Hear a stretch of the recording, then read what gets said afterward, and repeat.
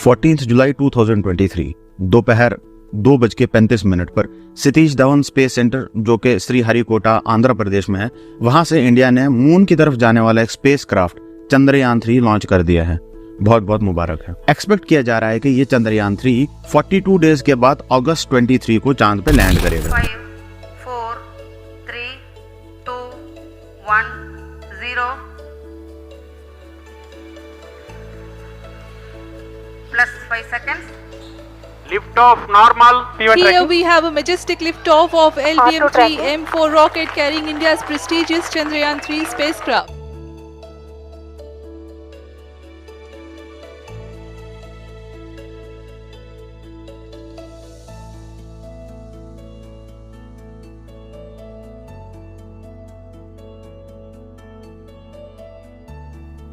मगर ये सब छोड़ो, पहले मुझे ये बताओ कि why are we so obsessed with the moon?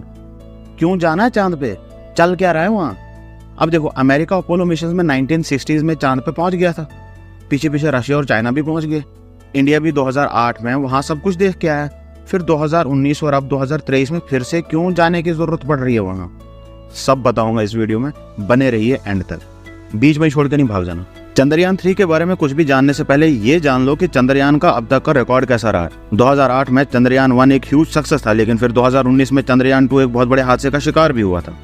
अब देखो, इंडियन स्पेस रिसर्च ऑर्गेनाइजेशन यानी कि इसरो की तरफ से चंद्रयान मिशन स्टार्ट किया गया था ताकि मून को एक्सप्लोर किया जाए। ओके, इसके चलते चंद्रयान 1 अक्टूबर 22, 2008 को लॉन्च किया गया था। मिशन ऑब्जेक्टिव यह था कि मून के सरफेस की 3D मैपिंग की जाए और कुछ केमिकल टेस्ट भी वहां पे उन्होंने करने थे। अब देखो, लूनर सरफेस पे वाटर है, वाटर की अबंडेंस पोल्स के आसपास ज्यादा है, नॉर्थ पोल पे आइस भी है। ये सब हमें चंद्रयान 1 की बदौलत ही पता चला था। अब देखो, 2008 में एक मूवी आई थी आयरन मैन 1, सबने देखी होगी। तब मैंने न्यूज़पेपर में पढ़ा था कि चंद्रयान 1 का बजट आयरन मैन की मूवी से बहुत कम है।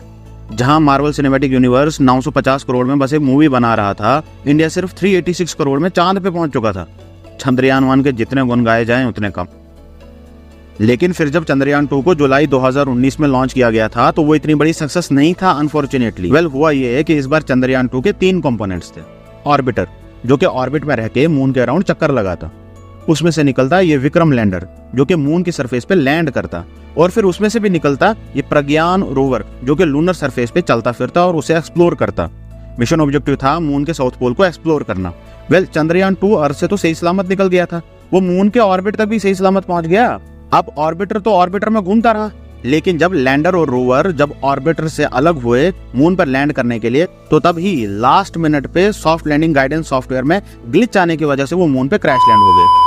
लेकिन अच्छी बात ये थी कि ऑर्बिटर अभी भी सही सलामत था और उसने एक्सप्लोरेशन और डेटा कलेक्शन में काफी ज्यादा हेल्प भी की। और अब 2023 में इसरो ने चंद्रयान 2 की गलतियों से सीखकर फिर से चंद्रयान 3 को लॉन्च कर दिया है। इस बार mission objective exploration, chemical experiments बाद में है, पहले अपने आप को साबित करना है कि दैट वी आर बैक।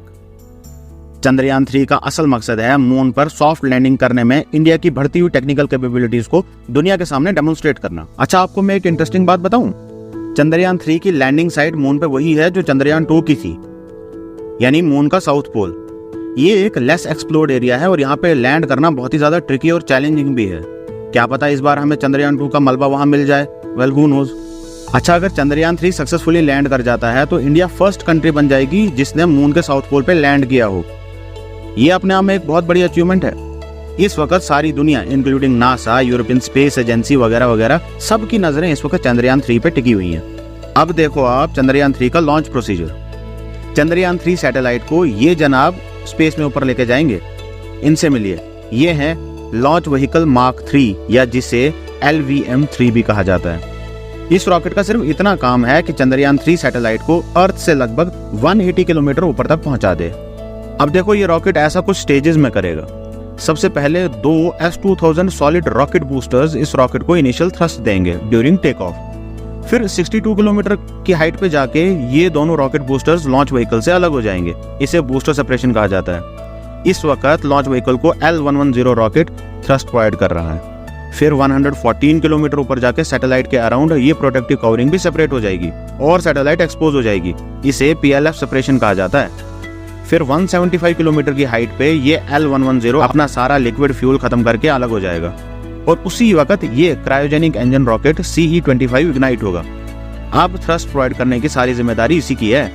ये CE-25 रॉकेट इंजन चंद्रयान 3 को अर्थ से 180 किलोमीटर ऊपर लूनर ट्रांसफर ऑर्बिट में डाल देगा और चंद्रयान 3 से अलग हो जाएगा। चंद्रयान 3 को इस लूनर ट्रांसफर ऑर्बिट में पहुंचाने के लिए बेचारे बहुत सारे रॉकेट्स में कुर्बानियां दी हैं और लगभग 3000 kg का फ्यूल अभी तक खत्म हो चुका है। इसके आगे अब बारी आती है चंद्रयान 3 की। अब देखो चंद्रयान 3 के 3 कंपोनेंट्स हैं। पहला कंपोनेंट है प्रोपल्शन मॉड्यूल। ये चंद्रयान 2 के ऑर्बिटर जैसा है। इसका काम है चंद्रयान 3 को अब यहाँ से आगे धक्के मार मार के मून के ऑर्बिट तक पहुंचाना। तो असली सफर इसने पूरा करवाना है। ये है असली ड्राइवर। ये प्रोपल्शन मॉड्यूल अपने इंजन को कुछ टाइम के लिए फायर करेगा, जिसकी वजह से चंद्रयान 3 की वेलोसिटी इंक्रीज हो जाएगी और उसकी वजह से चंद्रयान 3 का ऑर्बिट भी इंक्रीज होता रहेगा। अब series of pre determined Burns के बाद चंद्रयान 3 अर्थ के अराउंड एक स्लिंग शॉट लेके अर्थ की ग्रेविटी को एस्केप कर देगा और मून की तरफ निकल पड़ेगा। अब अर्थ से निकलने के कोई 40 दिन के बाद और लगभग 3,84,000 किलोमीटर का डिस्टेंस कवर करने के बाद चंद्रयान 3 अगस्त 20 के आसपास मून के ऑर्बिट को एंटर कर जाएगा। इसके बाद यही प्रोपल्शन मॉड्यूल रिवर्स डायरेक्शन में इंजन को फायर करके अपनी 60,000 किलोमीटर पर आवर की रफ्तार को कम करेगा और ऐसा ही बार बार इंजन फायर करके स्पीड कम होने के साथ साथ ऑर्बिट भी कम होने लगेगा और ले दे के चंद्रयान 3 एक 100/100 किलोमीटर के सर्कुलर ऑर्बिट में मून के अराउंड रिवॉल्व करने लगेगा। बहुत काम करवा लिया बेचारे प्रोपल्शन मॉड्यूल से। अब बारी आती है बाकी 2 सोए हुए कंपोनेंट्स की। लूनर ऑर्बिट में पहुंचने के बाद लैंडिंग मॉड्यूल प्रोपल्शन मॉड्यूल से अलग होके एक कंट्रोल्ड वे में मून पे सॉफ्ट लैंड करेगा। फिर इसके अंदर से निकलेगा ये रोवर और स्ट्रेचिंग वगैरह करके मून पे फिर चलेगा फिरेगा। और हाँ, कुछ केमिकल्स और मिनरोलॉजिकल एक्सपेरिमेंट्स भी करने हैं चंद्रयान ने मून पे। अब देखो चंद्रयान 3 का मिशन और उसकी लाइफ सिर्फ एक लूनर डे है, जो कि अर्थ के हिसाब से लगभग 14 डेज के आसपास है। वेल, इतनी कम लाइफ क्यों, बताता हूँ। चंद्रयान 3 मून पे सुबह सुबह लैंड करेगा और उसके बाद 14 डेज तक मून पे सनलाइट रहेगी, यानी मून पे दिन रहेगा और फिर अगले 14 डेज तक बिल्कुल रात रहेगी। मून का ऐसा हिसाब है, यहाँ पे 14 डेज सनलाइट रहती है और 14 डेज नाइट, क्योंकि मून जो है अपनी एक्सिस पे 28 डेज में एक बार रोटेट करता है। अब नाइट में कंडीशंस काफी ज्यादा एक्सट्रीम हो जाती हैं, जिसमें चंद्रयान 3 नहीं टिक पाएगा, तभी इसको सुबह सुबह ही मून पे लैंड किया जा रहा है। एक और इंटरेस्टिंग बात सुन लो, वैसे चंद्रयान 3 की टोटल कॉस्ट 615 करोड़ है और वहीं पे आदिपुर 700 करोड़ में बनी है। इन्होंने तो 700 करोड़ सीधा खैर छोड़ो।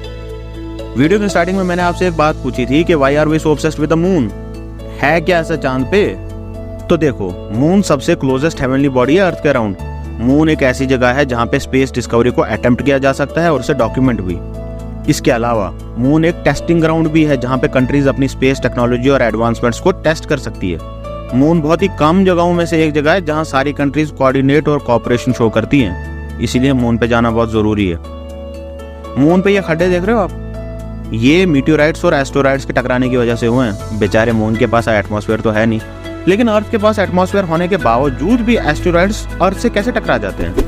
वेल, ये वीडियो देखो तो जानो।